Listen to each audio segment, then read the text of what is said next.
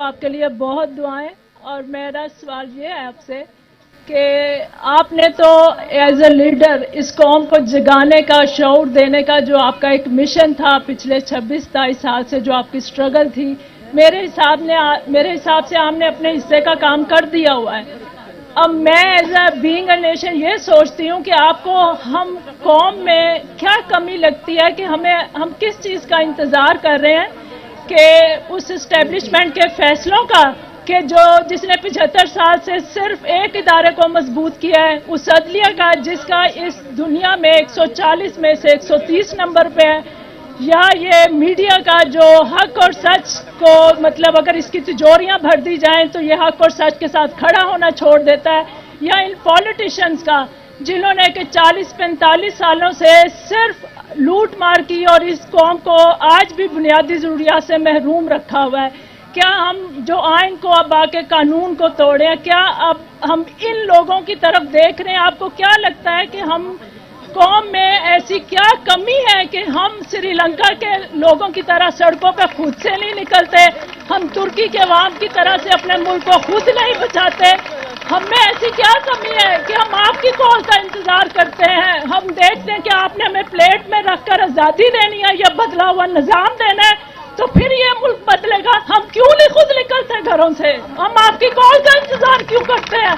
آپ صرف مجھے یہ بتائیں کہ ہم قوم میں کیا کمی ہے، اس قوم میں کیا کمی ہے؟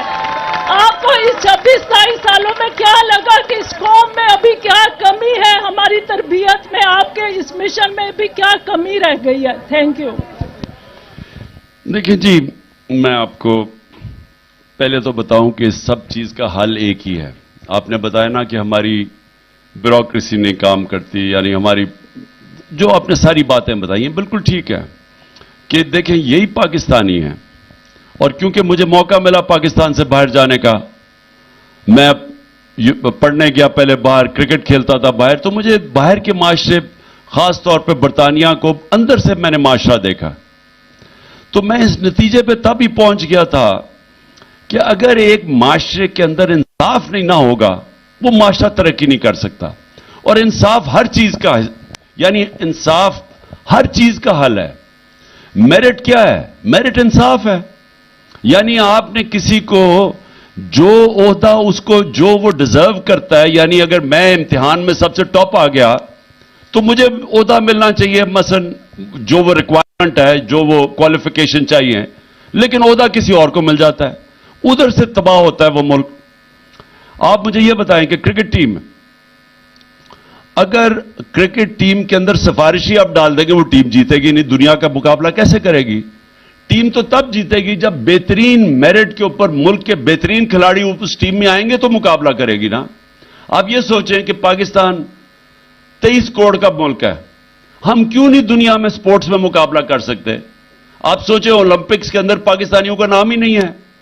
23 کروڑ کا ملک، وہاں 50-50 60-60 لاکھ کے ملک ہیں جدھر زیادہ گولڈ میڈل جیت جاتے ہیں، اور ہم 23 کروڑ کے لوگ گولڈ میڈل نہیں جیتے، کیونکہ ہمارا جو سارا سسٹم ہے وہ جو، اگر آپ اپنا سپورٹ دیکھیں جو پاکستان بنا ہوا ہے، جو یعنی اولمپکس کے اندر ہماری ڈیلیگیشن جاتی ہے، کھلاڑی کوئی نہیں ہوتا، وہ سارے بڑے بڑے وہ پھول لگا کے اور وہ سارے چلے جاتے ہیں اور عیاشی کر کے آ جاتے ہیں، کیونکہ وہاں جب میرٹ ہی نہیں ہے، جب ایک سسٹم کے اندر میرٹ نہیں ہے، وہ دنیا کا مقابلہ نہیں کر سکتا۔ سو سب سے بڑی میرٹ آتی کیسے؟ انصاف سے۔ جب آپ ایک ملک کے اندر انصاف کا نظام لے آتے ہیں، اس کا دوسرا فائدہ میرٹ ہوتا ہے۔ آپ پولیٹیکل پارٹیز دیکھ لیں، اب یہ جو دو پارٹیز ہیں بڑی بڑی، جو تھیں بڑی بڑی، آپ یہ سکڑ کے چھوٹی سی ہو گئی ہیں اور الیکشن سے بھاگ رہی ہیں، ہم کہہ رہے ہیں آؤ میچ کھیلو، وہ بھاگ رہی ہیں کیونکہ ان کی پارٹیز ہی ختم ہو گئی ہیں۔ کیوں ختم ہوئی ہیں؟ ختم اس لیے ہوئی ہیں کہ ان کے سوائے خاندان کے اور کوئی پارٹی میں اوپر ہی نہیں آ سکتا۔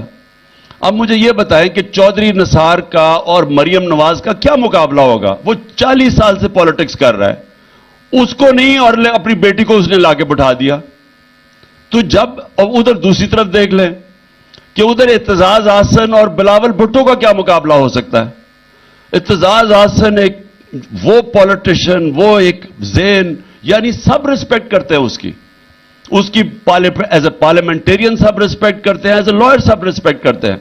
उसकी जगह उन्होंने किसको ले आए? बिलावल भुट्टो को, जो अभी तक उर्दू ही नहीं बोल सका, जिसको अभी तक उर्दू की जो वो कत्लेआम करता है जब वो बोलना शुरू होता है, उसका क्या तजर्बा? 1 घंटा ना मरियम ने जिंदगी के अंदर 1 घंटा काम किया, ना उसने किया, जिनका दुनिया कोई नहीं, और वो दोनों तैयार हो गए। तो इनकी पार्टीज ने तो नीचे जाना है, मेरिट ही नहीं है। तो मेरिट का सिस्टम होता है इंसाफ के साथ जुड़ा हुआ। पाकिस्तान की जो सबसे बड़ा मसला यह है कि अब तमाशा देखें ना पाकिस्तान में हो क्या रहा है।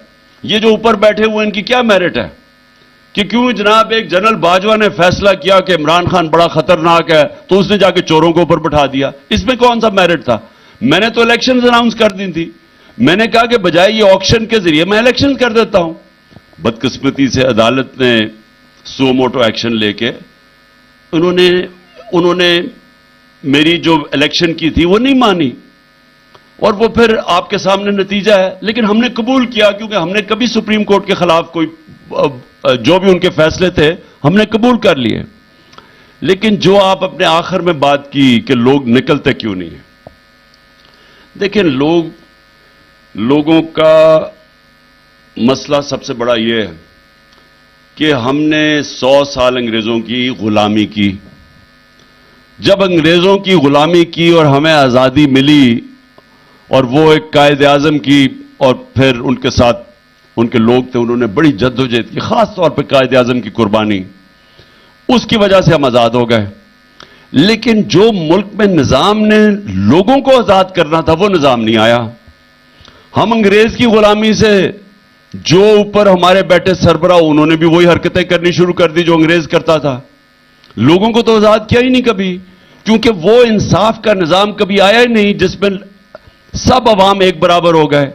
यहां छोटा सा इंग्लिश मीडियम तबका आ गया, हमारी तरह के लोग HSN कॉलेज इंग्लिश मीडियम में चले गए, हमें अच्छी अच्छी नौकरियां मिलनी शुरू हो गई, हम सारे ऊपर चले गए।